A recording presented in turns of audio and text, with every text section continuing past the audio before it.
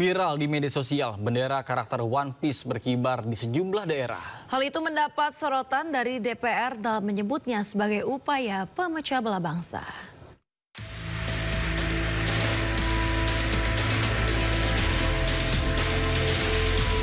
Viral di media sosial, bendera karakter bajak laut dari manga One Piece berkibar di sejumlah daerah. Dari atap rumah warga hingga kendaraan di jalan raya. Fenomena ini lantas dikaitkan dengan ekspresi kekecewaan warga terhadap kondisi bangsa Indonesia saat ini. Meski belum terkonfirmasi apa motivasi warga yang memasang bendera One Piece tersebut, namun DPR menafsirkannya sebagai upaya memecah belah jelang peringatan HUT ke-80 Indonesia bulan Agustus ini. Ya, kita juga mendeteksi dan juga dapat masukan dari lembaga-lembaga pengamanan dan intelijen. Memang ada upaya-upaya yang namanya untuk memecah belah persatuan dan kesatuan bangsa. Himbauan saya kepada seluruh anak bangsa, mari kita bersatu. Justru kita harus bersama lawan hal-hal seperti itu. Tafsiran itu memang bukan tanpa dasar. Pasalnya di media sosial ada warganet yang mengaitkan bendera One Piece sebagai simbol kritik sosial dan politik yang ada di Indonesia.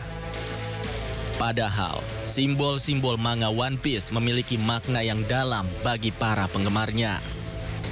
Dalam cerita di dunia One Piece mengandung makna positif tentang pertemanan, kesetiaan, cita-cita, dan kebebasan berekspresi. Namun, makna bendera One Piece itu terdegradasi akibat postingan beberapa warganet yang menarasikannya dengan konotasi yang cenderung tendensius dan bernuansa negatif. Jika demikian, lantas apa yang salah dari karakter manga? Benderanya atau oknum yang menggunakannya untuk tujuan memecah belah? Warga berharap pemerintah bijaksana. Tim Liputan iNews melaporkan. Tidak hanya warga biasa, rupanya Presiden Prabowo Subianto dan Wapres Gibran Rakabuming Raka mengakui bahwa menonton animasi One Piece. Animasi asal Jepang ini kini tengah ramai dibicarakan sejak banyaknya warga yang mengibarkan bendera One Piece jelang perayaan kemerdekaan RI. Pak, Bapak tahu One Piece nggak, Pak? One Piece. Kartun apa ya, anime. Anime ya, anime. Ya, tapi saya nggak terlalu mengikuti. Pak Prabowo tahu One Piece. Tapi nggak terlalu. Siapa sangka ternyata Presiden Prabowo Subianto penonton animasi One Piece. Walaupun tidak terlalu mengikutinya, kepada pesohor Bayu Skak, Prabowo mengaku mengetahui anime buatan Jepang itu. Tidak hanya Prabowo, mantan Cawapres 2024 Anies Baswedan juga mengaku penonton setia One Piece. Anies bahkan pernah mengunggah kebersamaan bersama keluarga sambil menonton serial Jepang itu. Lain Anies, lain Sri Mulyani. Menteri Keuangan itu mengaku menyukai karakter Monkey D. Luffy, tokoh utama dalam serial populer itu. Sri Mulyani bahkan pernah meniru gaya Luffy dengan topi jerami berpita merahnya yang khas. Wapres Gibran Rakabuming Raka juga tidak mau ketinggalan.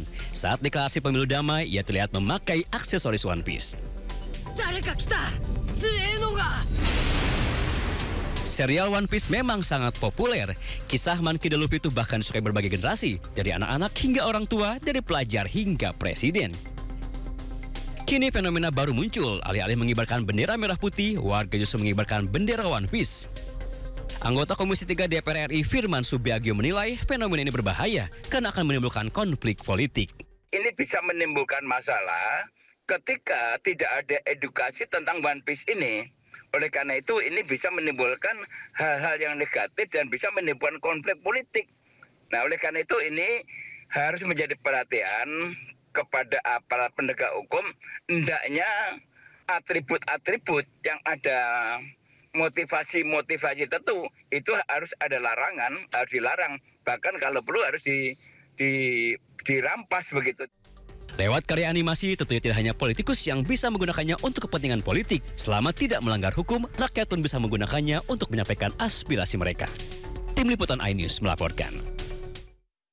Pemasangan bendera animasi asal Jepang One Piece tengah menjadi polemik di tengah masyarakat. Lalu apa tanggapan warga terkait maraknya bendera tersebut? Berikut informasinya.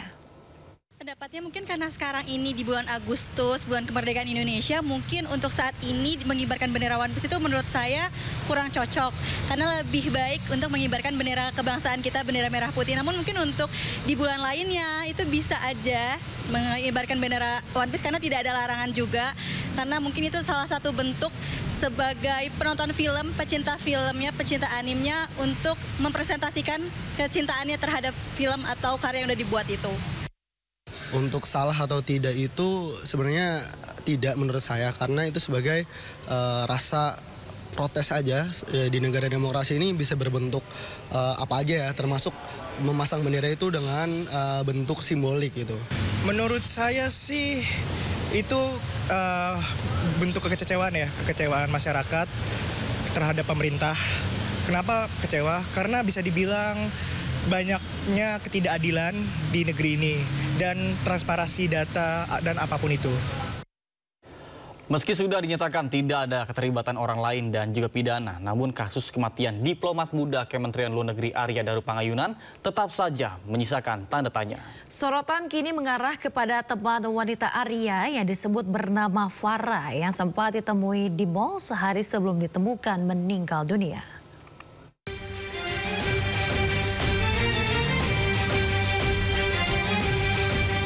Dari rekaman CCTV yang ditunjukkan Polda Metro Jaya, diplomat muda Kementerian Luar Negeri Arya Daru Pangayunan terekam CCTV sempat bersama perempuan bernama Farah dan satu orang lainnya di pusat perbelanjaan kawasan Bundaran HI Jakarta. Perempuan tersebut diketahui sempat bersama Arya sehari sebelum kematian.